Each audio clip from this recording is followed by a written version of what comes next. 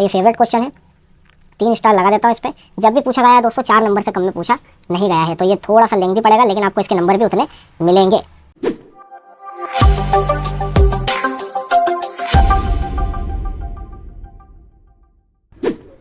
Hello दोस्तों, welcome to AU teachment the learning hub.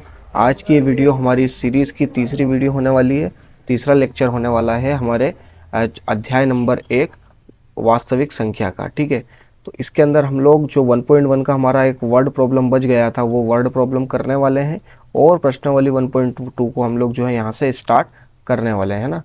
तो दोस्तों फटाफट से इस वीडियो को लाइक कर दीजिए और स्टार्ट करते हैं हमारा वीडियो। पिछला वीडियो दोस्तों 3 से 4 दिन पहले आ गया था और 2 से 3 दिन की गैप हो गई थी कुछ टेक्निकल इशू के कारण, लेकिन अब आपका वीडियो जो है रेगुलर आएगा, है ना। मतलब आज भी आएगा, कल भी आएगा, परसों भी आएगा, और हम लोग जो है 30 जून तक आपका चैप्टर नंबर 1 जो है पूरा आपको कंप्लीट करवा देंगे। और इसके जो मोस्ट इम्पोर्टेंट क्वेश्चंस हैं, ठीक है, मोस्ट इम्पोर्टेंट क्वेश्चंस जो हैं वो भी आपको जो है बता दिए जाएंगे, है ना। तो दोस्तों बिल्कुल भी चिंता ना करें, है ना। जितना भी गैप हुआ है सबको हम लोग रिकवर कर देंगे इन 3 दिनों में। वीडियो को लाइक कर दीजिए और चैनल को भी सब्सक्राइब कर लीजिए ताकि आप लोग कोई भी इम्पोर्टेंट वीडियो मिस ना कर पाए। चलिए फटाफट से बिना किसी वक्त को ज़ाया करें हम लोग वीडियो को फटाफट से स्टार्ट करते हैं। एक थोड़ा सा रिकैप कर लेते हैं कि हम लोगों ने किया क्या क्या था, है ना। तो हम लोगों ने दोस्तों अभी तक जो जो भी पढ़ा है, हम लोगों ने सिंपल सा जो है सबसे पहली चीज़ हम लोगों ने पढ़ी है इसके अंदर एलसीएम और एचसीएफ को निकालना, है ना। ये हम लोगों ने अभी तक सीखा है पिछले 2 वीडियो में। और हम लोग ये जो काम करते हैं ये हम लोग जो है गुणनखंड विधि से करते हैं ना, अभाज्य गुणनखंड विधि से, अभाज्य गुणनखंड विधि द्वारा हम लोग जो है ये वाला काम पूरा करते हैं। इसी प्रकार दोस्तों दूसरा काम हम लोगों ने इसमें सीखा एक सूत्र जो कि एलसीएम और एचसीएफ और जो गुणनफल होता है उसके बीच में संबंध है, जो कि होता है कि जो एलसीएम है उसको अगर हम लोग जो है एचसीएफ से इंटू कर दें तो वो जो है गुणनफल के बराबर होता है। ठीक है, ये वाला सूत्र हम लोगों ने सीखा था। अभी तक दोस्तों हम लोगों ने यही चीज़ की है और इनसे रिलेटेड हम लोगों ने कुछ क्वेश्चंस किए हैं ना, कुछ क्वेश्चंस भी किए, कुछ क्वेश्चंस आपको हम लोगों ने होमवर्क में भी दिए हैं। तो आई होप कि वो आप लोगों ने पूरे कर लिए होंगे। ठीक है, तो फटाफट से अब हम लोग जो है इस वीडियो को स्टार्ट करते हैं। तो इस वीडियो में हम लोग क्या क्या करने वाले हैं आइए फटाफट से देख लेते हैं। तो दोस्तों इस वीडियो के अंदर भी हम लोग सबसे पहले तो हमारा जो वर्ड प्रॉब्लम जो एक बच गया था वो वर्ड प्रॉब्लम को हम लोग फटाफट से कर देते हैं। ठीक है, ये जो वर्ड प्रॉब्लम है ये वर्ड प्रॉब्लम आपके 1.1 का, ठीक है, प्रश्नावली 1.1 का जो है आपका 7वां सवाल है ना, 7वां क्वेश्चन है आपका, प्रश्न नंबर 7 प्रश्नावली 1.1। ठीक है, तो ये अपने आप में बहुत इंपॉर्टेंट है क्योंकि ये पिछले साल है ना, ये जो पिछले साल की बोर्ड परीक्षा यानी कि 2025-26 वाली जो बोर्ड परीक्षा है उसके अंदर जो है 3 नंबर में पूछा गया था, है ना, 3 नंबर में पूछा गया था। आप देखेंगे अपने मैथमेटिक्स का पेपर तो उसके अंदर 3 नंबर में ये वाला जो क्वेश्चन है वो पूछा गया था, तो अपने आप में बहुत इंपॉर्टेंट क्वेश्चन है। तो चलिए इसका हम लोग हल देखते हैं फटाफट से।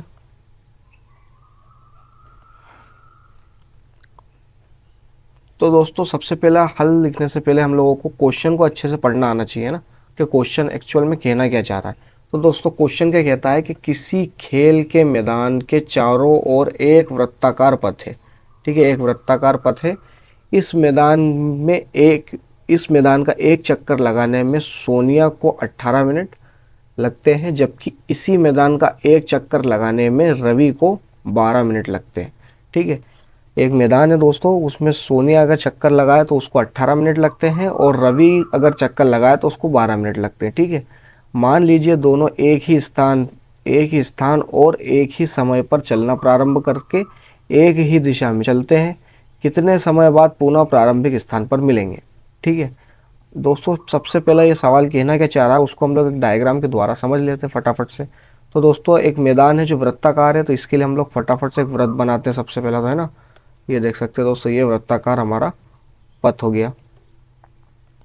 अब इसके अंदर एक तो हमारा कैरेक्टर है जो कि हैगा सोनिया, तो सोनिया को मैं यहाँ से मान लो सोनिया यहाँ पर है, जो कि एस से मैं दर्शा देता हूँ इसको, और यहीं पर ही, ठीक है, मैं यहाँ पर नहीं, यहाँ पर लिखना पड़ेगा, यहीं पर ही दोस्तों जो है क्या है, हमारा रवि है, जो कि इसको भी मैं जो है आर से दर्शा देता हूँ दूसरे कलर से, है ना।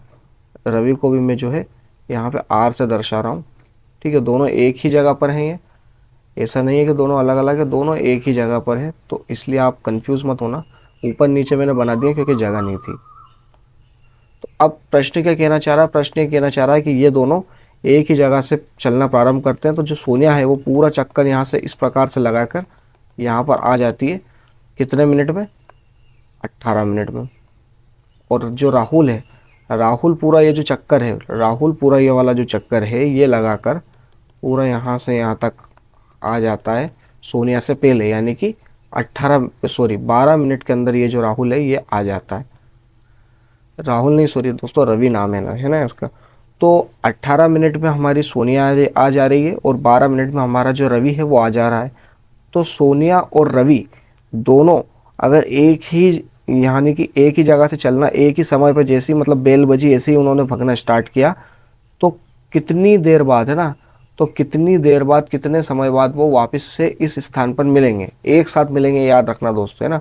ऐसा नहीं कि पहले रवि आ गया, फिर उसके बाद सोना को तो टाइम लगेगा, है ना। सोनिया 18 मिनट में लगाएगी चक्कर, तो पहले रवि पहुंच जाएगा, तो नहीं मिले तो फिर वापस से रवि एक चक्कर लगाएगा, फिर सोनिया पहुंचेगी, फिर सोनिया एक और चक्कर लगाएगी। तो ऐसे करके कितने टाइम बाद ये दोनों वापस से इसी स्थान पर मिलेंगे, ठीक है। तो ये हम लोगों को निकालना है। अब दोस्तों सबसे पहले तो हम लोग इसका रफ आंसर हम लोग लिख के आपको बताते हैं कि किस प्रकार से ये हो रहा है, जिससे आपको थोड़ा सा और डिटेल में ये क्वेश्चन जो है समझ में आए। तो आइए फटाफट से एक रफ आपको समझाते। देखिए दोस्तों, बात करते हैं हम लोग फर्स्ट पहले राउंड की, है ना, यानी कि पहले चक्कर की। दोस्तों पहले राउंड में क्या होगा, पहले राउंड में जो सोनिया है, यहाँ पे सोनिया का हम लोग लिखेंगे, यहाँ पर राहुल का लिखेंगे। तो पहले राउंड में सोनिया को लगेंगे 18 मिनट, राहुल को लगेंगे 12 मिनट।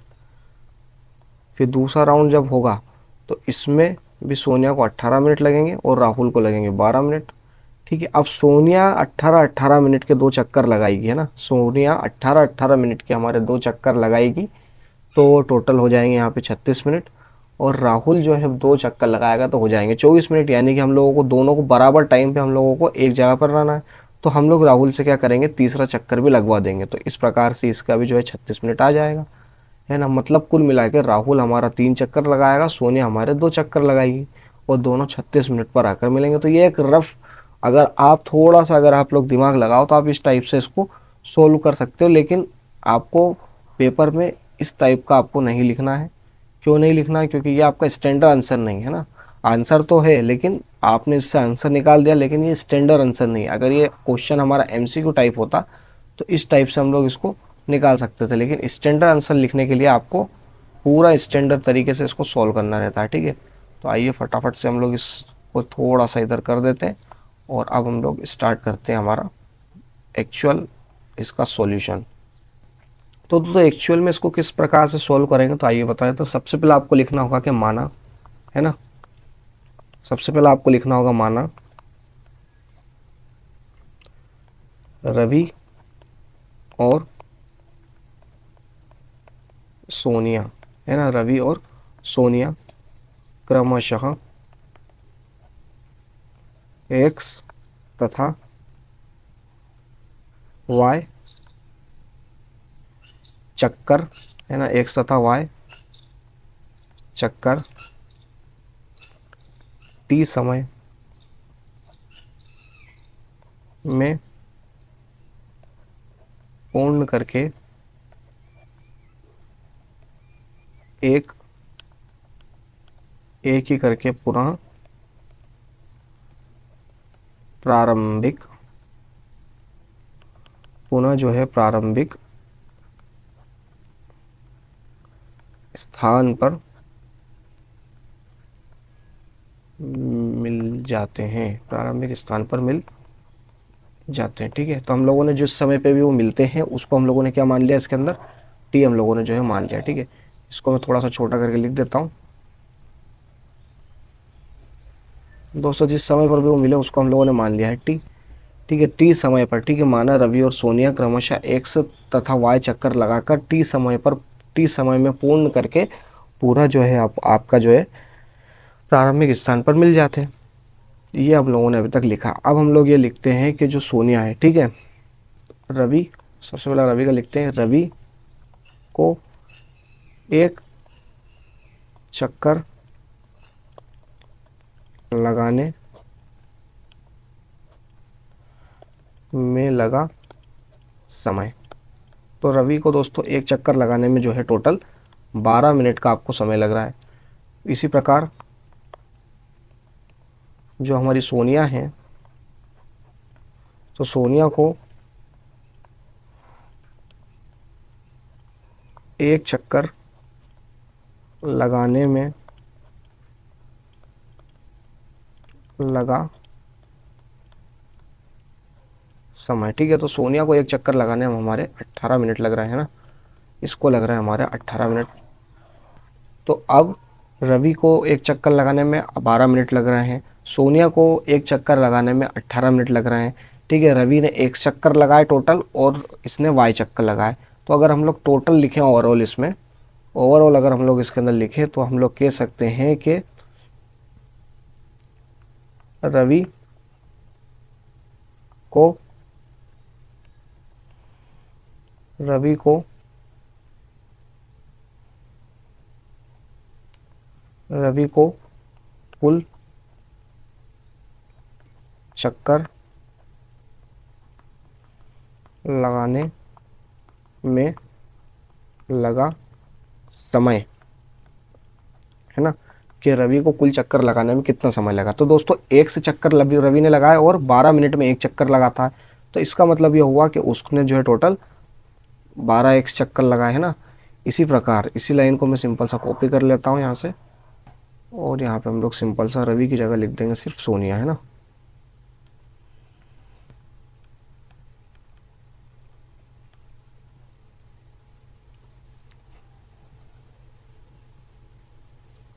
ठीक है दोस्तों, तो आई होप कि आपको यहाँ तक इसका सॉल्यूशन जो है वो समझ में आया होगा। अगर आपको सॉल्यूशन समझ में नहीं आया तो मैं आपको एक बार फिर से रिपीट करवा दे रहा हूँ, है ना। ये चीज़ जो आप मैं लिख रहा हूँ ना, ये चीज़ जो है लिखना बहुत ज़रूरी, याद होना चाहिए। आप एक बार ये चीज़ें आप लिखना सीख गए तो फिर मैं आपको गारंटी देता हूँ कि आप लोग वो सॉल्यूशन जो है वो बनाकर आओगे, क्योंकि इसके पीछे जो लॉजिक हैगा वो बहुत ही मतलब बहुत ही आसान सा लॉजिक है इसके अंदर। लेकिन इसके अंदर ये जो लिखना पड़ता है, अभी लिखना क्यों पड़ता है वो भी मैं आपको एंड में बताऊँगा। तो दोस्तों अब आप लोग सोच रहे होंगे दोस्तों कि ये इतना सारा क्यों लिख रहा है ना, तो मैं आपको थोड़ा सा अभी पहले एक्सप्लेन कर दूँ एक एक चीज़ लिख लिख के। और ये आपको लिख कर आना है ना, ऐसा नहीं है कि मैं ही लिख रहा हूँ, ये आपको एग्ज़ाम में लिख कर आना है। जो भी ये आपको दिख रहा है अभी बोर्ड पर, ये पूरी चीज़ आपको जो है एग्ज़ाम पर लिख के आनी है, क्योंकि इसके ही आपको नंबर मिलते हैं, ठीक है। लॉजिक इसके पीछे छोटा सा लॉजिक है इस पूरे क्वेश्चन को सॉल्व करने में, लेकिन इसमें जो है मेन जो है ना, मेन इसमें यही चीज़ें हैं, ठीक है। तो हम लोगों ने सोनिया का लिखा था, तो सोनिया वाई चक्कर लगा रही टोटल और 18 मिनट उसको एक चक्कर में लग रहा है, तो इसके टोटल चक्कर हो जाएंगे 18 वाई, ठीक है। ये हो जाएगा आपका। तो दोस्तों अब देखिए आप ज़रा, एक चक्कर लगाकर और वाई चक्कर लगाकर ये दोनों ओवरऑल एक ही समय एक ही स्थान पर मिल रहा है, तो इसका मतलब टी जो हम लोगों ने माना था कुल समय वो 12x के भी बराबर होगा और 18y के भी बराबर होगा, क्योंकि ओवरऑल ये चक्कर इस प्रकार लग रहे हैं कि ये दोनों एक ही प्रारंभिक अपनी प्रारंभिक स्थिति पर पहुंच जाएं। तो ये चक्कर इस प्रकार से लगाएंगे कि ये जो टाइम है, ठीक है, 12x और 18y ये दोनों जो है बराबर हो जाए, तो इस हिसाब से ये जो है चक्कर लगाएंगे प्रारंभिक स्थिति पे पहुंचने के लिए। तो अब दोस्तों इसका ओवरऑल हल हम लोग अगली स्लाइड में देखने वाले हैं। तो अब इसका हल क्या है, इसका हल है दोस्तों, हम लोग सिंपल सा क्या करेंगे, हम लोग एलसीएम निकालेंगे। कैसा एलसीएम निकालेंगे हम लोग एलसीएम निकालेंगे सिंपल सा दोस्तों, हम लोग जो है गुणनखंड करेंगे, ठीक है। अभाज्य गुणनखंड हम लोग करेंगे 12 और 18 का, ठीक है। तो ये 12 का हम लोग कर लेते हैं, तो ये 2 से कटेगा तो 6 आएगा, फिर 2 से कटेगा तो 3 आएगा, और फिर 3 से कटेगा तो 1 आएगा। इसी प्रकार हम लोग 18 का कर लेते हैं। 18 का जब हम करेंगे दोस्तों तो ये 2 से कटेगा तो 9 आएगा, फिर 3 से कटेगा तो 3 आएगा, और फिर 3 से कटेगा तो 1 आएगा, ठीक है। यानी कि दोस्तों अगर हम लोग इसका जो है ओवरऑल अगर हम लोग इसका गुणनखंड देखें तो 12 का गुणनखंड जो दोस्तों निकल के आता है इससे 2 की पावर 2 इंटू 3 की पावर 1, ठीक है, यही निकल के आता है। फिर अगर हम लोग 2 का लिखें तो 18 का अगर हम लोग गुणनखंड लिखें तो 18 को हम लोग लिख सकते हैं 2 की पावर 1 इंटू 3 की पावर 2, यही लिखते हैं ना। तो दोस्तों अब हम लोगों को इस क्वेश्चन को हल करने के लिए दोस्तों एलसीएम चाहिए होगा। एलसीएम चाहिए होगा किसका? 12 और 18 का। 12 और 18 का दोस्तों हम लोग एलसीएम देखेंगे। तो एलसीएम के लिए हम लोग क्या करते हैं, जो भी है सब ले लो और अधिकतम पावर में ले लो, यानी कि हम लोगों को जो है 2 की पावर 2 इंटू, इसको थोड़ा सही से बना देता हूँ, 3 की पावर 2, यही इसका जो है आंसर होगा। फटाफट से दोस्तों आंसर देख लेते हैं हम लोग। तो दोस्तों 2 की पावर 2 हो जाएगा 4 इंटू 3 की पावर 2 हो जाएगा 9, यानी कि ओवरऑल इसका जो आंसर है वो आएगा आपका 9 चौक 36। ठीक है, तो 36 मिनट में जो है ये दोनों मिल जाएंगे। इसका आंसर आया दोस्तों 36 मिनट। तो दोस्तों ये इसका हो गया ओवरऑल आंसर। अब ये दोस्तों आंसर मैंने आपको पहले ही बता दिया था, लेकिन इतना तामझाम करने के बाद हम लोगों ने आंसर क्यों निकाला, तो इसके पीछे का दोस्तों कारण ये हैगा, जो कि मैं आपको यहाँ पे थोड़ा सा समझा देता हूँ। देखिए दोस्तों, जब भी आपको एग्ज़ाम में क्वेश्चन आएगा तो ये क्वेश्चन आपको 1 या 2 नंबर में नहीं आएगा, ये क्वेश्चन आपको डायरेक्टली जो है आपको या तो आपका 3 नंबर में आएगा या 4 नंबर में आएगा, है ना। जैसे कि पिछले साल की बात करूं तो पिछले साल ये क्वेश्चन जो है 3 नंबर में देखने को मिला है। तो जब 3 नंबर में क्वेश्चन आएगा, ठीक है, बहुत से स्कूल में सिर्फ इतना करवाते हैं, ठीक है, सिर्फ इतना करवा देते हैं। तो इतना करने से इसका हल तो निकल जाता है, लेकिन इसका जो आंसर है, जो आपके नंबर है, नंबर आपको जब भी मिलते हैं जब आप थोड़ा सा उसको अच्छे से एक्सप्लेन करके लिखते हो। ठीक है, कि हम लोगों को एक्चुअल में एलसीएम की ज़रूरत क्यों पड़ी। तो दोस्तों इस सवाल में एलसीएम की ज़रूरत अगर लॉजिक देखें तो इसलिए पड़ी क्योंकि दोनों चीज़ आप देखें 12 है और 18 है। ठीक है, तो अब इसका जो चक्कर है यहाँ पे मैं आपको समझा देता हूँ। देखिए, एक को लग रहा है 12 मिनट, एक को लग रहा है 18 मिनट। ठीक है, मतलब कि ये जो दोनों एक स्थान पर मिलेंगे तो 18 और 12 दोनों से जो है बड़ा नंबर आएगा। ठीक है, दोनों से जो भी मतलब आपकी टी की वैल्यू आएगी वो हमेशा बड़ी रहेगी, किससे? 18 से। बड़ी रहेगी कि नहीं रहेगी? कि ये 18 मिनट से पहले ही दोनों मिल जाएं एक जगह पे, ऐसा हो सकता है क्या? एक को 18 मिनट लग रहा है, एक को 12 मिनट लग रहा है, तो आप बताइए कि क्या ये 12 मिनट पे मिल सकते हैं दोनों एक ही जगह पे? नहीं मिल सकते। 13 पे मिल सकते हैं? नहीं मिल सकते। क्या 18 पे मिल सकते हैं? 18 पे भी नहीं मिलेंगे। तो इसका जो आंसर है वो आपका 18 से हमेशा बड़ा आएगा। ठीक है, दो जो भी दोस्तों हमारे दो नंबर हैं तो उन दो नंबर से बड़ा हमेशा जो है एलसीएम होता है। ठीक है, मतलब उन दो नंबर का जो एलसीएम होता है, एलसीएम वो हमेशा बड़ा होता है उन दोनों नंबर से। जैसे 18 और 12 है तो इनसे जो है हमेशा बड़ा रहेगा एलसीएम। और जो एचसीएफ होता है, ठीक है, और जो एचसीएफ होता है वो हमेशा छोटा होता है इन नंबरों से। ठीक है, लेकिन एचसीएफ हम लोगों को इस केस में नहीं निकालना था। क्यों नहीं निकालना था एचसीएफ? क्योंकि हम लोगों को बड़ा जो है चाहिए होगा, है ना, टाइम चाहिए तो बड़ा। तो अगर आपसे कोई चीज़ ऐसा आपसे कुछ चीज़ पूछ ले जो कि आपका जो भी दो नंबर दे रहे हैं उससे अगर आपका छोटा है तो उस केस में आपको जो है एचसीएफ निकालना रहेगा। ठीक है, तो आई होप कि आपको समझ में आ गया होगा। ठीक है, किस प्रकार से ओवरऑल इसको जो है हल किया जा रहा है। ठीक है, तो मैं इसको रफ कर देता हूँ यहाँ पर। ठीक है, तो दोस्तों इसको मैं एक बार और समझा देता हूँ।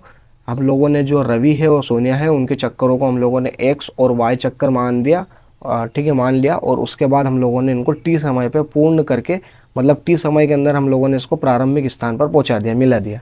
अब रवि को एक चक्कर लगाने में जो है आपके 12 मिनट लग रहा है और सोनिया को एक चक्कर लगाने में 18 मिनट लग रहा है, जो कि हमारा गिवन है, जो कि हमें दिया हुआ है प्रश्न के अनुसार। तो रवि को कुल चक्कर लगाने में कितना समय लगेगा? रवि एक चक्कर लगा रहा है और 12 मिनट में एक चक्कर पूरा करता है, तो 12 एक चक्कर लगेगा। और इसी प्रकार से सोनिया एक चक्कर लगाने में 18 मिनट लगा रही है और वाई चक्कर टोटल लगा रही है, तो टोटल इसको जो है एक 18 वाई चक्कर लगेंगे, है ना। तो दोस्तों जो हमारा टी है वो 12 एक्स के भी बराबर होगा और 18 वाई के भी बराबर होगा। ये दोनों बराबर इसलिए होंगे क्योंकि ये जो है ओवरऑल प्रारंभिक स्थान पर मिलेंगे, है ना। ओवरऑल हम लोगों ने माना था कि ये पुनः प्रारंभिक स्थान पर मिल रहा है, मतलब कि दोनों जो है एक ही टाइम पे मिलेंगे। तो दोस्तों दोनों का टाइम एक रहेगा, इसका मतलब ये और ये बराबर है, जो कि हमारा टी है। तो अब हम लोगों को ओवरऑल दोस्तों जो है टी निकालना है। तो टी निकालने के लिए हम लोगों ने क्या किया, इसका इस प्रकार से हम लोगों ने ये कर दिया और फिर अंत में हम लोगों ने जो है टी निकाल दिया, जो कि एलसीएम के बराबर आया, है ना, जो कि एलसीएम के बराबर होगा इनके। तो आंसर आएगा, ठीक है, आता 36 मिनट बाद पुनः प्रारंभिक पुनः प्रारंभिक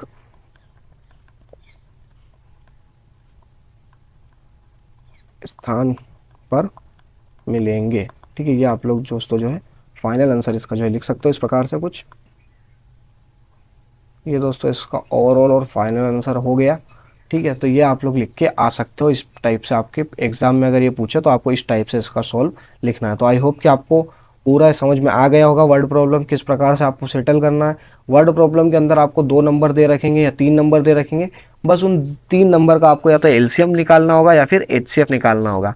तो एलसीएम और एचसीएफ अगर हम लोग निकालें, ठीक है, तो किस केस में आप लोगों को एलसीएम निकालना रहेगा, किस केस में आपको जो है एचसीएफ आपको निकालना रहेगा। ठीक है, तो इस क्वेश्चन में हम लोगों को एलसीएम निकालना था। क्यों निकालना था? क्योंकि जो टाइम की वैल्यू है, जो भी समय आएगा वो आपका इन दोनों नंबरों से बड़ा आएगा, तो इसलिए हम लोगों ने एलसीएम निकाला। अगर आपको कुछ इस प्रकार का केस दे दे कि आपको एचसीएफ जो है छोटा निकालना है ना, एचसीएफ आपको मतलब कुल मिला के आपको छोटा निकालना है, तो छोटा जब आप लोग निकालेंगे तो छोटा निकालने में आपको एचसीएफ निकालना पड़ेगा। ठीक है, अगर आपको कोई भी वैल्यू ऐसी निकालनी है, कुछ चीज़ ऐसी निकालनी है कि इससे छोटी आए, दोनों नंबरों से छोटी आए, तो उस केस में आपको एचसीएफ निकालना रहेगा। और यही हम लोगों ने इन 2 स्लाइड के अंदर समझा है। तो आई होप कि आपको ये दोनों स्लाइड अच्छे से समझ में आई होगी, इसका पूरा सॉल्यूशन आपको अच्छे से समझ में आया होगा। एक बार आप कॉपी में लिख के देखेंगे, ये जो चीज़ होती है थ्योरेटिकल होती है, लिखने वाली होती है, तो अगर आप इसको एक बार अच्छे से लिख के देख लेंगे तो आपको ये फटाफट से याद हो जाएगा। तो चलिए हम लोग अब बढ़ते हैं अपने नेक्स्ट कॉन्सेप्ट पे। तो नेक्स्ट कॉन्सेप्ट दोस्तों हमारा स्टार्ट हो गई है दोस्तों हमारी प्रश्नावली 1.2। ठीक है, प्रश्नावली 1.2 हमारी स्टार्ट हो गई है। प्रश्नावली 1.2 के अंदर हम लोगों को क्या करना है? तो प्रश्नावली 1.2 के अंदर हम लोगों को जो है संख्या को अपरिमेय सिद्ध करना है। ठीक है, संख्या को अपरिमेय सिद्ध करना है। ठीक है, ओवरऑल दोस्तों हम लोगों को यही चीज़ करना है पूरे इस वाले प्रश्नावली में। अब दोस्तों जो संख्या आएगी आपको सिद्ध करने के लिए संख्या आएगी। अब किस टाइप की संख्या आएगी तो वो थोड़ा सा देख लेते हैं। तो दोस्तों ओवरऑल अगर हम लोग इस चैप्टर को देखें, ठीक है, तो इसके अंदर दोस्तों जो है 2 टाइप बनते हैं। ठीक है, 2 टाइप के सवाल जो है इस चैप्टर के अंदर बनते हैं। दोनों टाइप में आपके लिए लेकर आया हूँ। ठीक है, एक टाइप हम लोग आज देखेंगे और दूसरा टाइप जो है हम लोग कल देखने वाले हैं, कल के क्लास के अंदर। तो दोस्तों पहला टाइप है इसके अंदर कि आपको सिंपल आपको संख्या दे रखेंगे, सिंपल रूट वाली संख्या, यानी कि जैसे कि √2 दे दी, √3, √5, √7। ठीक है, इस टाइप की आपको संख्याएं दे दी, सिंपल रहेंगी, मतलब सिंगल आपकी सिंगल संख्या रहेगी इस प्रकार से रूट के अंदर। तो एक इस टाइप की आपको दे देंगे, एक आपको जो है अपरिमेय और परिमेय मिक्स करके दे देंगे। ठीक है, अपरिमेय और परिमेय आपको मिक्स करके दे देंगे। किस प्रकार से? जैसे कि 5 - √3 हो गया, है ना, √3/2 हो गया, और 2 + 2√3 इस टाइप से हो गया। तो इस टाइप की जो संख्या है ये आपको दे रखेंगे।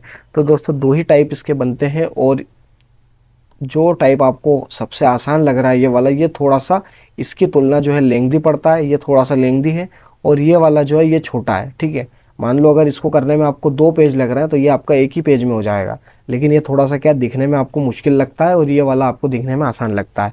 तो जब हम लोग इसको सोल्व करेंगे तो आपको थोड़ा अच्छे से मैं समझा पाऊंगा कि किस प्रकार से इनको सोल्व करना है। तो दोस्तों इसका एक पहला प्रश्न सोल्व करने से पहले आइए हम लोग इसके जो है कुछ कॉन्सेप्ट को हम लोग समझ लेते हैं जिसकी हम लोगों को ज़रूरत पड़ेगी। तो सबसे पहली चीज़ है दोस्तों सअभाज्य संख्या है। थोड़ा सा समझ लेते हैं कि सअभाज्य संख्या किसे कहते हैं। तो दोस्तों अभाज्य संख्या तो हम लोगों ने समझा था कि जो या तो खुद से कटे या फिर एक से कटे, उसको हम लोग अभाज्य संख्या बोलते हैं, प्राइम नंबर बोलते हैं।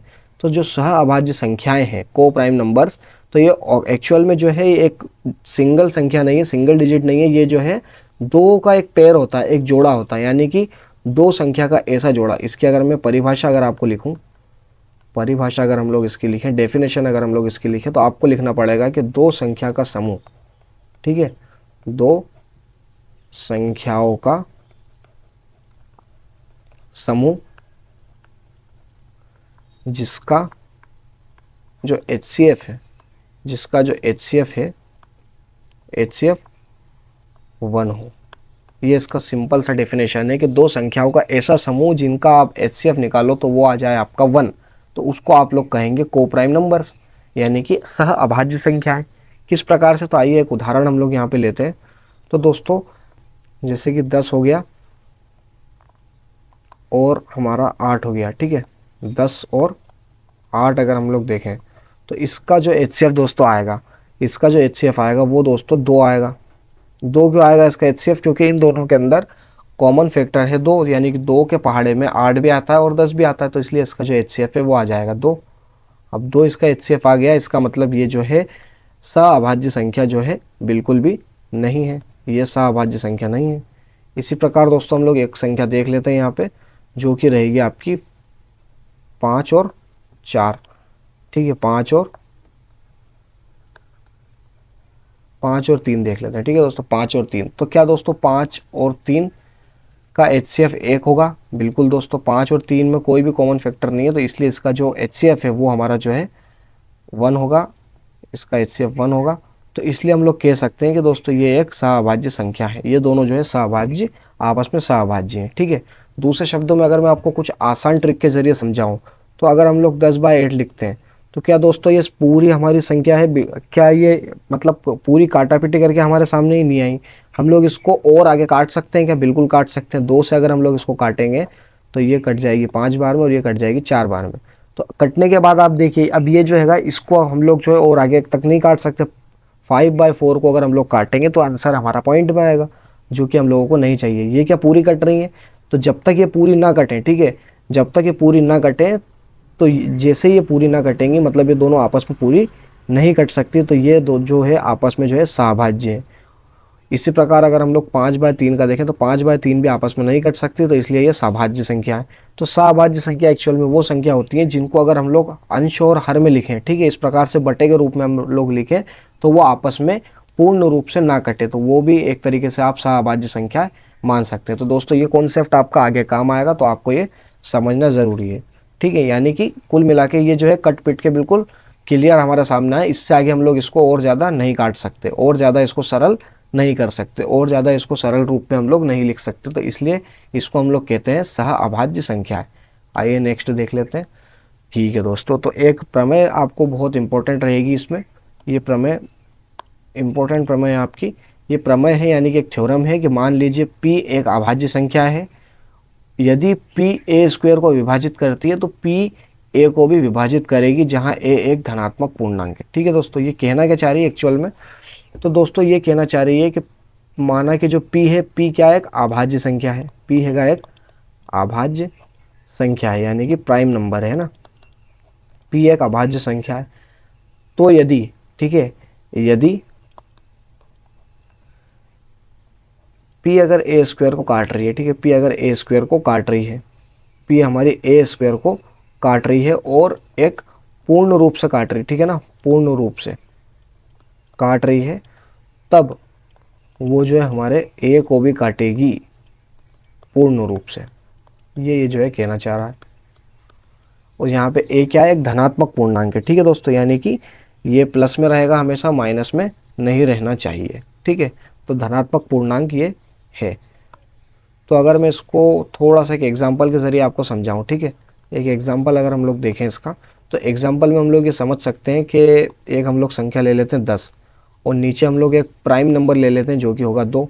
2 एक दोस्तों प्राइम नंबर है, यानी कि अभाज्य संख्या है। तो 2 से 10 का स्क्वायर क्या कट रहा है? 2 से 10 का स्क्वायर कट जाएगा, कितनी बार में कटेगा दोस्तों? तो ये कटेगा टोटल 50 बार में। तब आप लोग जो है 10 से भी 2 को पूर्ण रूप से काट सकते हैं, जो कि कटेगा 5 बार में। इस टाइप से आप लोग देख सकते हैं, ठीक है। एक और अगर हम लोग नंबर लें, ठीक है, एक और नंबर अगर हम लोग लें जो कि रहेगा आपका 8 का स्क्वायर और नीचे हम लोग ले लेते हैं 2, ठीक है, नीचे हम लोग ले लेते हैं 2। तो दोस्तों 8 का स्क्वायर होता है 64 और 64 भी 2 से हम लोग पूर्ण रूप से काट सकते हैं, जिसका आंसर जो आएगा वो आएगा आपका 32, ठीक है। तो आप लोग 8 को भी 2 से काट सकते हो, बिल्कुल काट सकता है दोस्तों, और इसका आंसर जो आएगा वो आएगा 4। मतलब कुल मिला के दोस्तों ये कहना चाह रही है कि अगर 2 ऐसी संख्या है, ठीक है, कि 2 इस टाइप की संख्या है जिनको आप लोग, ये दोस्तों कुल मिला के कहना चाह रहा है कि ऐसी संख्या, ठीक है, ऐसी संख्या हो जो धनात्मक पूर्णांक हो, तो उसके स्क्वायर को अगर आप एक अभाज्य संख्या से काट देते हैं तो वो उसका जो है बिना स्क्वायर, यानी कि उसकी जो सिंगल संख्या है वो भी जो है उस अभाज्य संख्या से पूर्ण रूप से कट सकती है। यही ये कहना चाह रहा है, ठीक है। अच्छा, अब कुछ लोग अगर दिमागदार होंगे तो वो देखेंगे कि चलिए बताइए जो 10 है, 10 का स्क्वायर है, ठीक है, और यहाँ पे हम लोग 3 ले लें तो 10 3 से कटता है क्या? तो दोस्तों 10 का स्क्वायर भी 3 से नहीं कटता है। 10 का स्क्वायर जब आप लोग 3 से काटोगे तो इसका आंसर जो है 3.33 समथिंग आएगा, ठीक है। तो इसलिए जो है हमारा 10 भी जो है हमारा 3 से नहीं कटता है, क्योंकि यही जब पूर्ण रूप से नहीं कट रहा है तो ये भी हमारा पूर्ण रूप से नहीं कटेगा। हालांकि ये अभाज्य संख्या, लेकिन फिर भी पूर्ण रूप से कटना जरूरी है, ठीक है। अगर ए स्क्वायर पी से पूर्ण रूप से कट रहा है तो हम कह सकते हैं कि जो हमारा ए है वो भी पी से पूर्ण रूप से कटेगा। ये हमारी थ्योरम है, ये आपको डायरेक्ट याद रखना है। आपको डायरेक्ट जो है क्वेश्चन में ये जो है काम आने वाली है। डायरेक्ट क्वेश्चन में जो ये चीज़ें आपको काम आएंगी आगे चल के, ठीक है। तो अब दोस्तों फटाफट से हम लोग हमारा जो फर्स्ट टाइप है, ठीक है, हम लोगों ने देखा था फर्स्ट टाइप, आज हम लोग यही करने वाले हैं। तो फटाफट से दोस्तों फर्स्ट टाइप का क्वेश्चन है कि हम लोग करना स्टार्ट कर देते हैं। तो दोस्तों ये हमारा फर्स्ट टाइप का क्वेश्चन है, ठीक है, बहुत ही महत्वपूर्ण क्वेश्चन है। और दोस्तों इन क्वेश्चन की खास बात पता है क्या है? सब में सेम मेथड यूज़ होगी, सेम वर्ड टू वर्ड जो है आपको कॉपी करके लिख सकते हो, कॉपी टू कॉपी करके आप लोग रट्टा मार के इसको लिख सकते हो। तो एक बच्चा तो वो रहेगा जो इसका पूरा का रट्टा मारेगा, है ना, और एक बच्चा वो रहेगा जो इसको समझेगा और यहीं पर ही तुरंत क्लास में ही याद करके जाएगा, दूसरी बार उसको पढ़ना भी ना पड़े, इस प्रकार से वो याद कर लेगा, ठीक है। थोड़ा सा दोस्तों लेंथी रहेगा, पहले ही मैं आपको बता रहा हूँ, तो आपको डरना नहीं है, आपको समझते चलना है, स्टेप बाय स्टेप मैं जैसे सॉल्व कर रहा हूँ इस प्रकार से स्टेप बाय स्टेप सॉल्व करते चलना है। तो आपका जो आंसर हैगा ये सक्सेसफुली आपका जो है सॉल्व हो जाएगा। तो इसका सॉल्यूशन अगर हम लोग देखें तो सिद्ध करना है कि रूट 2 क्या है? एक अपरिमेय संख्या है। रूट 2 को हम लोगों को अपरिमेय संख्या है ये सिद्ध करना है। तो दोस्तों इसको हम लोग जिस विधि से करते हैं उस विधि का नाम है दोस्तों विरोधाभास। क्या नाम है दोस्तों? विरोधाभास। अभी विरोधाभास क्या होता है? तो दोस्तों विरोधाभास एक इस टाइप की विधि होती है कि मान लो आपके पास एक कार है, ठीक है, उस कार में आप लोग जो है, एक कार है, उस कार के अंदर आप लोग कहते हैं कि इसके अंदर जो है 1 लीटर पेट्रोल है, ठीक है, इसके अंदर 1 लीटर पेट्रोल है और ये जो है लगभग 30 किलोमीटर चल जाएगी। 1 लीटर पेट्रोल है और ये 30 किलोमीटर चल जाएगी, ये आपका जो है मानना है। ये आपको कुल मिला के सिद्ध करना है कि कार है, अगर इसके अंदर 1 लीटर पेट्रोल है तो 30 किलोमीटर चल जाएगी। तो आप इसका उल्टा मानते हो। उल्टा क्या मानते हो? कि इसके अंदर 1 लीटर पेट्रोल नहीं है और ये 30 किलोमीटर नहीं चल पाएगी, ये आप लोग मान लेते हो। फिर जब आप कार चलाना स्टार्ट करते हो तो कार जो है 1 लीटर पेट्रोल उसमें अब ये है या नहीं ये हम लोगों को नहीं पता, लेकिन वो 30 किलोमीटर चल जाती है। अगर वो 30 किलोमीटर चल गई तो इसका मतलब उसके अंदर 1 लीटर पेट्रोल भी है। और अगर ये है तो ये हमारी जो कल्पना हम लोगों ने की थी कि इसके अंदर नहीं है, उसका जो है विरोधाभास हो जाएगा और हमारा ये जो कार है ये सिद्ध हो जाएगी, है ना, कि इसके अंदर 1 लीटर पेट्रोल है और ये 30 किलोमीटर चली। तो दोस्तों ये थोड़ा सा मेरे हिसाब से आपको और मुश्किल लगा होगा, लेकिन मैं आपको थोड़ा सा इसको इस क्वेश्चन के अंदर इम्प्लीमेंट करके बताता हूँ इसको कि किस प्रकार से इसको अप्लाई करना है ना। तो दोस्तों अगर आपको इसको अपरिमेय सिद्ध करना है तो हम लोग इसका उल्टा मानेंगे, ठीक है। तो हम लोग बोलेंगे कि माना रूट 2 एक परिमेय संख्या है, ठीक है। हम लोग अपरिमेय नहीं मानेंगे इसको, हम लोग मानेंगे रूट 2 एक परिमेय संख्या है, ठीक है दोस्तों। इसका हम लोगों ने उल्टा माना, ठीक है, इसका हम लोगों ने क्या माना? उल्टा मान लिया। अब जब रूट 2 अपरिमेय संख्या तो हम लोग क्या इसको इस प्रकार से लिखते हैं, इस प्रकार से हम लोग लिख सकते हैं क्या इसको? कि माना रूट 2 को हम लोग लिख सकते हैं p/q के रूप में, जहाँ पर, ठीक है दोस्तों, जहाँ पर p व q क्या है? तो p व q जो है पूर्णांक है। p व q क्या है दोस्तों? पूर्णांक है तथा p व q सह अभाज्य है। क्या है दोस्तों? सह अभाज्य है। अब ये सह अभाज्य क्यों है तो ये कॉन्सेप्ट में थोड़ा सा आपको बाद में समझाऊंगा, लेकिन अभी सिर्फ आप ये समझिए कि इस प्रकार से सह अभाज्य होते हैं दोनों आपस में। सह अभाज्य का मतलब है दोस्तों काट पीट के जो फाइनल आंसर है वही आप तक पहुंचा है, यानी कि कुछ संशय नहीं है इसमें, तो इसलिए हम लोग इसको सहअभाज्य मान लेते हैं। तो इस टाइप से हम लोग ये चीज़ हम लोग यहाँ पे मान लेंगे इसको, ठीक है। अब जब हम लोगों ने ये चीज़ इसको मानी तो आगे किस प्रकार से बढ़िया आइए देखते हैं दोस्तों।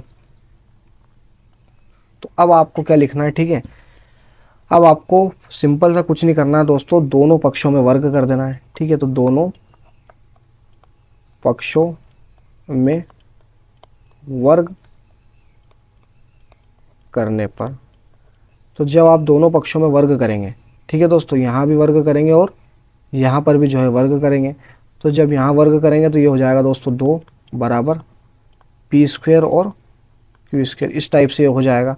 आपको Q का मान अभी निकालना है, तो आप इस Q को इस टाइप से ले जाइए यहाँ पे। इस Q को जब आप लोग इधर ले जाएंगे तो ये बन जाएगा दोस्तों 2Q² बाय P², इस टाइप से बन जाएगा। और फिर इस 2 को इधर लाएंगे तो ये हो जाएगा दोस्तों Q² बराबर P² बाय 2। तो मैं इस वाले स्टेप को दोस्तों नहीं लिखता हूँ और डायरेक्ट इसको लिख देता हूँ इस प्रकार से। डायरेक्ट मैं यहाँ पे लिख देता हूँ कि Q² बराबर P² बाय 2। ठीक है, अब दोस्तों आप 10th क्लास में आ गए तो आपको पक्षांतर करना तो याद ही होंगे। ठीक है, कि Q को हम लोग इधर ले गए तो ये यहाँ आ गया, और इस 2 को हम लोग इधर ले गए तो ये यहाँ पे भाग में आ गया।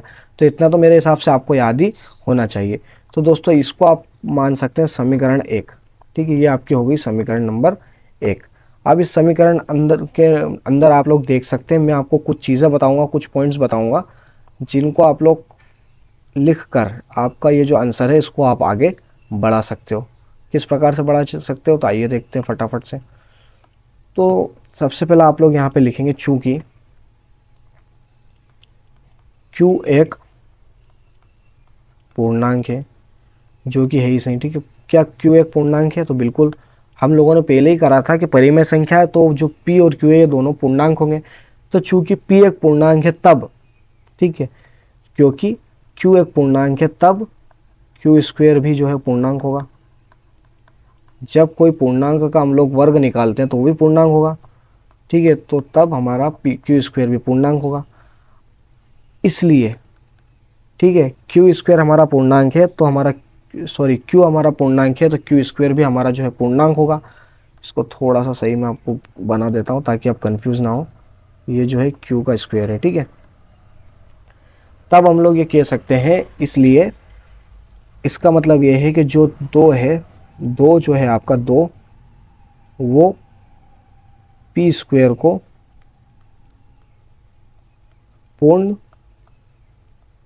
रूप से विभाजित कर रहा है। अब दोस्तों कोई अगर चीज़ अगर क्या है, कोई अगर चीज़ है कि पूर्णांक है, ठीक है, ये पूर्णांक है, Q² आपका पूर्णांक है, तो ये पूर्णांक कब होगा? जब ये P² इस 2 को पूरा पूरा काटेगा। इसको पूरा पूरा काटेगा जब भी तो पूर्णांक आंसर आएगा। तो इसका मतलब हम लोग ये कह सकते हैं कि P² 2 को पूरा पूरा काट रहा है। अब दोस्तों 2 एक अभाज्य संख्या है। ठीक है, अभी हम लोगों ने देखा थोड़ी देर पहले, दोस्तों ज़्यादा देरी नहीं हुई है, अभी थोड़ी देर पहले हम लोगों ने एक प्रमेय देखी थी। उस प्रमेय के अंदर तो हम लोगों को ये बताया गया था कि अगर कोई अभाज्य संख्या किसी भी पूर्ण संख्या को, किसी भी संख्या को अगर के स्क्वायर को अगर काट ले, ठीक है, किसी भी पूर्ण संख्या के या पूर्णांक के जो है स्क्वायर को अगर काट ले, स्क्वायर को अगर काट दे, तो वो उस संख्या को सिंगल भी काट सकती है। तो अगर 2 P² को काट रहा है तो फिर इसलिए 2 जो है, तो 2 हमारा जो है P को भी पूर्ण रूप से काटेगा, P को भी पूर्ण रूप से विभाजित करेगा। ठीक है, यहाँ पे थोड़ा सा दोस्तों समझने की ज़रूरत है। अगर आप लोग इस 3 लाइन को, जो मैंने 3 लाइनें लिखी है ना, सिर्फ इन 3 लाइन को समझ गए, इनको आप लोग मैजिकल लाइन भी बोल सकते हैं। ठीक है, ये एक तरीके से मैजिकल लाइन है। अगर ये 3 लाइन आप समझ में आ गई तो बस ये 3 लाइन को ही आपको कॉपी पेस्ट करके आगे एक बार और लिखना है और इस पूरे का आप लोग आंसर कर देंगे। बहुत ही इंपॉर्टेंट क्वेश्चन है दोस्तों। इसकी इंपॉर्टेंस अगर मैं आपको बताऊं तो ये जो है, तो ये फेवरेट क्वेश्चन है, 3 स्टार लगा देता हूँ इस पर। जब भी पूछा गया है दोस्तों 4 नंबर से कम में पूछा नहीं गया है, तो ये थोड़ा सा लेंथी पड़ेगा, लेकिन आपको इसके नंबर भी उतने मिलेंगे।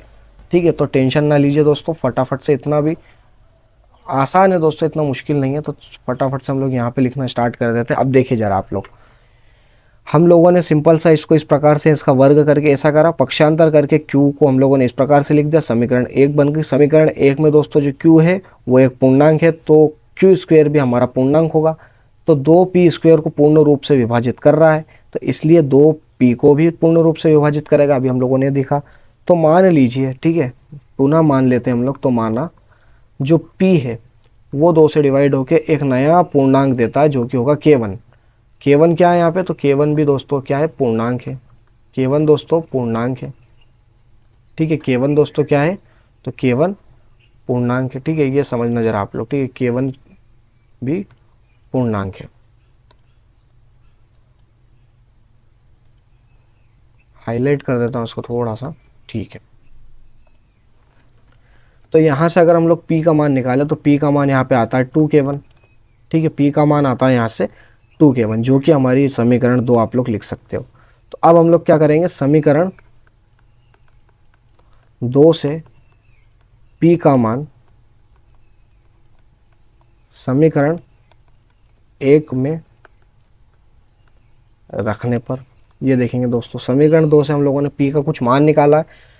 ठीक है दोस्तों, यहाँ पर हम लोगों ने क्या किया, जो पी स्क्वायर है वो 2 से डिवाइड होके तो क्यू स्क्वायर देता है, तो हम लोगों ने p को 2 से डिवाइड होके एक नया जो है पूर्णांक, एक नया वेरिएबल हम लोगों ने, एक नया चर जो है हम लोगों ने यहाँ पे माना है, जो कि है k1। तो k1 अगर हम लोगों ने माना है तो p का अगर हम लोग यहाँ से ओवरऑल जो है हल देखें तो p बराबर आ जाएगा 2k1। तो जो समीकरण 2 है उससे हम लोगों ने 2k1 p का जो मान है वो हम लोगों ने समीकरण 1 में रखेंगे। तो समीकरण 1 में जब हम लोग इसके रखेंगे तो ये हो जाएगा हमारा क्यू स्क्वायर बराबर p स्क्वायर की जगह दोस्तों हमारा आ जाएगा 2k1 का स्क्वायर और बटे में 2 एज इट इज़ रहेगा। इसको थोड़ा सा अगर हम लोग सॉल्व करें आगे तो दोस्तों क्यू स्क्वायर बराबर हो जाएगा 2 का स्क्वायर हो जाएगा दोस्तों 4 और k1 का स्क्वायर और बटे 2। इस 2 से आप लोग इस 4 को निपटा सकते हैं और आगे चल के फाइनल आंसर आपका जो है आ जाएगा, वो आ जाएगा क्यू स्क्वायर बराबर जो है 2k1 स्क्वायर, ये आपका आ जाएगा। तो अगर आप इस 2 को इधर ले आते हैं तो कुल मिला के ओवरऑल आपका k1 स्क्वायर बराबर हो जाता है क्यू स्क्वायर बाय 2। ये आपकी बन गई समीकरण 3। ठीक है, मतलब हम लोगों ने कुल मिला के इस चीज़ को हम लोगों ने इस प्रकार से यहाँ पे इधर उधर करके हम लोगों ने तामझाम करके यहाँ पे पहुँचा दिया, और फिर इससे हम लोगों ने p बनाया, p फिर हम लोगों ने p का मान जो है वापस इस समीकरण में रख के तामझाम बना के इसको टोटल सा जो है, इसको टोटल हम लोगों ने यहाँ पे पहुँचा दिया। ठीक है, कुल हमारा उद्देश्य यही था कि ये जो है वापस से इसी सिचुएशन में वापस फट जाए। देख सकते हैं दोस्तों, यहाँ पे ये जैसे फंसा था सेम इसी तरीके से यहाँ पे भी फंस चुका है हमारे जाल में। ठीक है, हम लोगों ने इस प्रकार से जाल बिछाया कि यहाँ पर भी ये फंस गया। अब दोस्तों ये किस प्रकार से फंसा, तो चलिए इसको हम लोग चलो इसको हम लोग नेक्स्ट स्लाइड में समझते हैं ना। का स्क्वायर बराबर क्यू स्क्वायर बाय 2, ये हमारा फाइनल उसके अंदर आया। ठीक है, इसको हम लोगों ने मान लिया समीकरण। ठीक है, तो फाइनल हमारा समीकरण 3 जो है इस प्रकार से आ गया। इसको हम लोगों ने माना समीकरण 3। ठीक है, समीकरण 3 हम लोगों ने इसको मान लिया। अब इसके अंदर आप लोग साफ देख सकते हैं कि सेम उसी कंडीशन फंस गया, क्योंकि k1 हमारा पूर्णांक है तो k स्क्वायर अगर हमारा पूर्णांक है, सेम हम लोग इस लाइन को कॉपी पेस्ट कर सकते हैं। कौन सी लाइन को, इस वाली लाइन को सेम हम लोग कॉपी पेस्ट कर सकते हैं। तो सिंपल सा इस लाइन को मैं यहाँ से कॉपी कर लेता हूँ, ये मैंने सिंपल से यहाँ से कॉपी कर ली और इधर आके सिंपल सा मैं इसको जो है पेस्ट कर देता हूँ। यहाँ पे मैं सिंपल सा इसको इस टाइप से लिख दूंगा, सिर्फ हल्का फुल्का सा इसमें चेंज होगा, हल्का फुल्का सा। ठीक है, जैसे कि जो Q है, इस Q की जगह हम लोग लिख सकते हैं इसमें, इस Q को मैं हटा देता हूँ, Q स्क्वायर को हटा देता हूँ, उसके बाद यहाँ से P को हटा देता हूँ। सिंपल सा सिर्फ आपको लिख देना है यहाँ पे, क्योंकि K एक पूर्णांक है। ठीक है, K1 क्या है, एक पूर्णांक है, तो जो हमारा K1 का स्क्वायर है वो भी पूर्णांक होगा। तो इस प्रकार अगर ये दोनों पूर्णांक है तो इसलिए जो 2 है वो क्यू स्क्वायर को जो है पूर्ण रूप से विभाजित कर रहा है। अगर ये इसको पूर्ण रूप से विभाजित कर रहा है तो जो 2 है वो हमारा Q को भी जो है पूर्ण रूप से विभाजित करेगा। ठीक है, सेम चीज़ है ना, ये अगर एक पूर्णांक है तो ये पूर्णांक है, इसका मतलब ये दोनों आपस में पूर्ण रूप से विभाजित हो रहा है। इनका जो भी आंसर आ रहा है वो जो है पॉइंट में नहीं आ रहा है, वो एक पूर्ण संख्या आ रहा है। तो इस प्रकार से अगर कोई भी संख्या किसी अभाज्य संख्या को, कोई भी पूर्णांक का स्क्वायर अगर किसी अभाज्य संख्या से कट रहा है तो इसका मतलब जो वो संख्या है वो भी उस अभाज्य संख्या से कट जाएगी। तो यही हम लोगों ने हमारी प्रमेय का यूज़ करके यहाँ लिख दिया है इस प्रकार से। ठीक है, लिख दिया ना हम लोगों ने कि 2 अगर क्यू स्क्वायर को पूर्ण रूप से विभाजित कर रहा है तो 2Q को भी पूर्ण रूप से विभाजित करेगा, है ना। इसी चीज़ को हम लोगों ने यहाँ पे लिखा है, सेम चीज़ हम लोगों ने यहाँ लिखी थी, है ना। सेम चीज़ हम लोगों ने वापस से उसी सिचुएशन के अंदर आके यहाँ पे कर दिया। तो अब यहाँ पर भी सेम स्थिति हम लोग बनाएंगे कि माना जो हमारा Q है वो 2 से डिवाइड होके एक नया वेरिएबल बनाता जो कि है K2। ठीक है, और जो K2 है हमारा, जैसे हम लोगों ने K1 बनाया था सेम इसी तरीके से K2 है। तो K2 जो है K2 हमारा सिंपल सा एक पूर्णांक है। ठीक है, K2 क्या है, ये एक हमारा पूर्णांक है, ये हम लोग इसमें सेम टू सेम लिख सकते हैं। ठीक है, तो यहाँ से ये बन, तो यहाँ से फिर अगर हम लोग Q का अगर हम लोग देखें तो Q बराबर यहाँ से हो जाएगा 2K2, हो जाएगा कि नहीं हो जाएगा। तो यह हमारी बन गई समीकरण नंबर 4, और यहाँ पर हमारा जो हल है वो समाप्त तो हो गया है। ठीक है, आपको लोगों को इतना लिखना है। अब मैं आपको समझा देता हूँ, आगे बस मैं एक छोटी सी लाइन लिखूंगा और आपका काम हो जाएगा। ठीक है, अब जरा आप लोग गौर करिएगा, है ना, थोड़ा सा फोकस, मैं आपसे अटेंशन मांगना चाह रहा हूँ। थोड़ा सा हम यहाँ देखिएगा, कहाँ पे देखना है, देखिए यहाँ पे, एक तो यहाँ देखिए आप लोग, इससे हम लोगों को काम पड़ेगा, और एक काम पड़ेगा हम लोगों को इससे।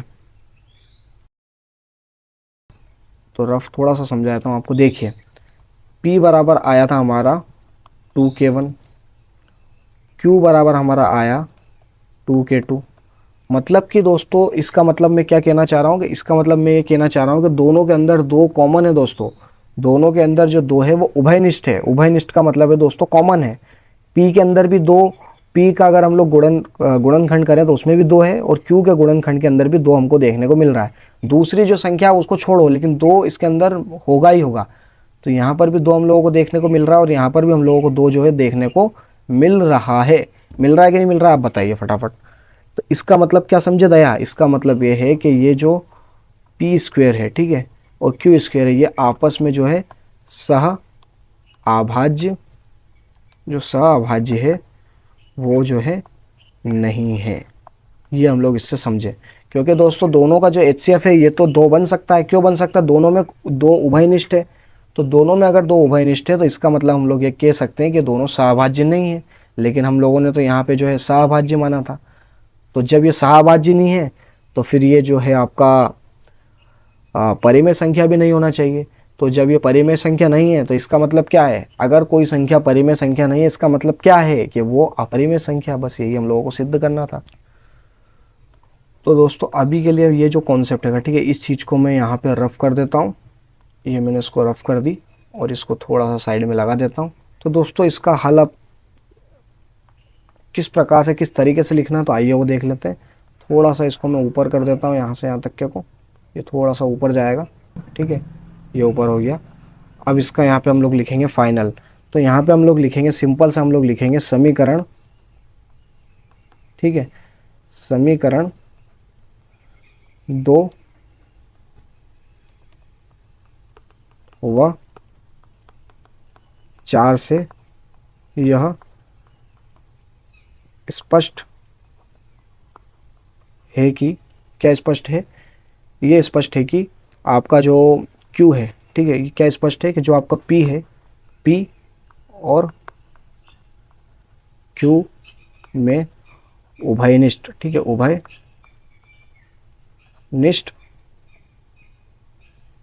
दो है।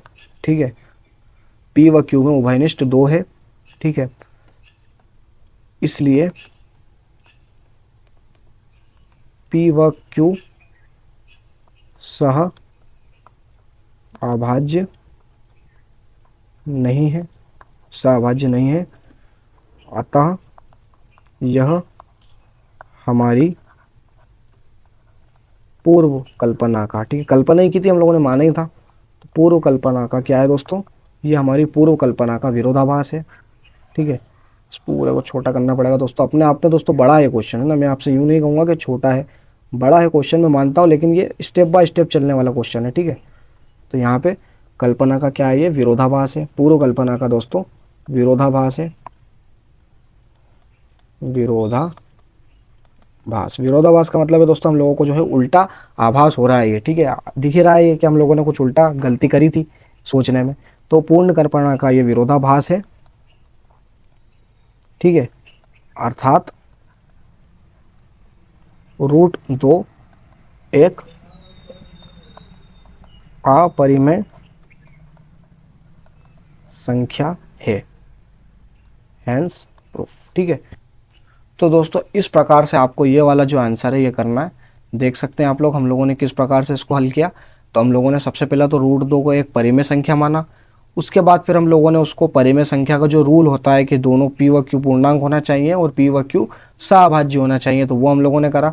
फिर हम लोगों ने दोनों पक्षों में वर्ग करके इसको इस प्रकार से तामझाम में बनाया। फिर हम लोगों ने 3 मैजिकल लाइन लिखी कि क्यू हमारा पूर्णांक है तो क्यू स्क्वायर भी पूर्णांक होगा, और दो अगर क्यू स्क्वायर पूर्णांक है तो दो पी स्क्वायर को पूर्ण रूप से विभाजित करेगा, और अगर दो पी स्क्वायर को पूर्ण रूप से विभाजित कर रहा है तो दो पी को भी पूर्ण रूप से विभाजित करेगा। फिर हम लोगों ने इस प्रकार से नया सेटअप बना के एक नया वेरिएबल चुना जो कि है हमारा k1, और इस k1 से हम लोगों ने कुछ इस प्रकार से इसको बनाया। फिर हम लोगों ने समीकरण 2 से p का मान जो है समीकरण 1 में रखकर हम लोगों ने कुछ इस प्रकार से इसको करा। सॉल्व करने पर इस प्रकार से ये आ गया। फिर हम लोगों ने इस 2 को वापस इधर ले गए तो वापस से ही हमारा सेम इस प्रकार के सेटअप सरीका बन गया। देख सकते हैं जैसा यहाँ पे था सेम एज इट इज़ यहाँ पर भी ऐसा बन गया है, बस p की जगह q आ गया। फिर हम लोगों ने सेम जो प्रॉपर्टी हम लोगों ने p पर लगाई थी वही हम लोगों ने q पर लगा दी। 3 लाइन मैजिकल लाइन यहाँ पर भी हम लोगों ने लिख दी, और फिर हम लोगों ने जो q है उसको 2 से डिवाइड करके एक नया वेरिएबल k2 बनाया जो कि ये भी एक तरह का पूर्णांक ही है। तो अब ये जो हम लोगों ने बनाया इससे जो q का मान है वो हमारा आया 2k2 स्क्वायर। तो दोस्तों p का मान जो हमारा आया था 2k1 स्क्वायर, और q का मान जो है हमारा आया 2k2 स्क्वायर। तो इस प्रकार से हम लोग ये लिख सकते हैं कि दोनों के अंदर जो उभयनिष्ठ है, दोनों के अंदर जो कॉमन है वो 2 है। तो समीकरण 2 व 4 से, ठीक है, 2 व 4 से स्पष्ट है कि p और q के अंदर उभयनिष्ठ 2 है। ठीक है, देख सकते हैं यहाँ पे भी 2 था और यहाँ पर भी 2 है। तो हम लोग सिंपल सा ये लिख सकते हैं कि दोनों के अंदर 2 जो है ये उभयनिष्ठ है। तो उभयनिष्ठ है तो इस हिसाब से ये जो है ये सहभाज्य नहीं है। अगर ये सहभाज्य नहीं है तो ये हमारी पूर्व कल्पना का विरोधाभास है, यानी कि जो हम लोगों ने पूर्व में कल्पना की थी कि ये परिमेय संख्या है तो ये इसका विरोधाभास है, यानी कि लग रहा है कि हाँ भाई हम लोगों ने कुछ गलत मान लिया था। तो इसलिए हमारा कुल मिला के जो रूट 2 है वो एक अपरिमेय संख्या नहीं है। तो यहाँ पे ये हमारा सिद्ध होता है। तो इसी प्रकार से आपको आगे के जो सवाल होंगे, आगे के जो भी क्वेश्चन होंगे, रूट 3 है ना, जो भी रहेंगे आपके रूट 3 तो रूट 5 तो रूट 7 जितने भी इस टाइप के होंगे सिंपल सा आपको यही होंगे। बस आपको जो है हम लोगों ने जहाँ जहाँ भी रूट 2 लिखा है वहाँ जहाँ जहाँ भी हम लोगों ने 2 लिखा है उसकी जगह पे आप लोग 3 लिख देंगे। ठीक है, बाकी पूरा तामझाम आपका सेम रहेगा, Q P line word to word सब सेम रहेंगे। बस जहाँ पर भी आप लोगों ने 2 लिखा है वहाँ पर 3 लिख देना है। अगर मान लो आपको रूट 5 का निकालना है तो जहाँ जहाँ भी हम लोगों ने 2 लिखा उसकी जगह पे आप लोग रूट 5 लिख दो, सॉरी 5 लिख दो। ठीक है ना, रूट के अंदर अगर हम लोगों ने 2 लिखा तो आप लोग रूट के अंदर 5 लिख दो। ठीक है, तो इस प्रकार से आप ये क्वेश्चन जो है, एक क्वेश्चन हम लोगों ने किया तो इसी टाइप से आप लोग सभी क्वेश्चन कर सकते हो। ठीक है, देख सकते हैं सिंपल सा हल है इसका, ज़्यादा बड़ा हल नहीं है। अगर आपको अभी भी समझ में नहीं आया तो आप इस वीडियो को इस पार्ट से वापस से देख लीजिए एक बार। ठीक है, यही आप काम कीजिए। मैं आपको यहाँ पे लिख भी देता हूँ कि इस वीडियो को आपको एक बार और देखना है। ठीक है, यहाँ पे मैं लिख देता हूँ बड़े बड़े अक्षरों में कि आप लोग एक बार और देखो इसको। ठीक है, एक बार फिर से देखो। ठीक है, भले आपको याद हो भी गया ना तो फिर भी आप इसको एक बार फिर से देख लो। अगर आप लोग इसको एक बार फिर से देख लेते हो तो आपको और अच्छे से इसकी जो है राइटिंग, जो भी चीज़ इसके अंदर, जो भी वर्ड्स लिखे हैं, जो भी इसके अंदर लॉजिक लिखा वो आपको समझ में आ जाएगा। ठीक है, तो दोस्तों इसी के साथ इस वीडियो को हम लोग समाप्त करते हैं। इस वीडियो के अंदर हम लोगों ने जो है ज़्यादा कुछ नहीं किया, एक हम लोगों ने वर्ड प्रॉब्लम की है। ठीक है, एक वर्ड प्रॉब्लम की है, और हम लोगों ने एक जो रूट 2 है उसको हम लोगों ने जो है अपरिमेय सिद्ध किया है, अपरिमेय सिद्ध किया है। ठीक है, आगे इस वीडियो को हम लोग आगे जो है आने वाली वीडियो के अंदर हम लोग दूसरे टाइप के क्वेश्चन करेंगे और हमारा ये पूरा चैप्टर ख़त्म हो जाएगा। ठीक है, जो नोट्स हैं इस चैप्टर के, ठीक है, वो मैं आपको बता देता हूँ थोड़ा सा कि इस चैप्टर के जो नोट्स हैं, इस चैप्टर के जो नोट्स हैं डिस्क्रिप्शन में आपको एक लिंक दिख जाएगी गूगल ड्राइव की, उस डिस्क्रिप्शन से आप लोग उसको डाउनलोड कर सकते हो और उसका एक बार आपको रिवीजन कर लेना है। ठीक है, रिवीजन कर लेना है। आपके लिए कुछ क्विज़ में एक क्वेश्चन मैंने दिए हैं जो कि पीछे जो हम लोगों ने क्वेश्चन करे थे पीछे वाले वीडियो में उसी टाइप के क्वेश्चन है, तो वो भी आपको डिस्क्रिप्शन के अंदर, आप अगर डिस्क्रिप्शन में जाएंगे तो आपको क्विज़ेस नाम का एक नया सेक्शन, जो कि एक नया फीचर आया है यूट्यूब की तरफ से, तो वो भी आपको देखने को मिल जाएगा। तो वहाँ पे जो क्विज़ है उनको आप लोग सोल्व करके भी अपनी प्रैक्टिस कर सकते हैं। बाकी दोस्तों मिलते हैं आपसे नेक्स्ट वीडियो में। Thank you.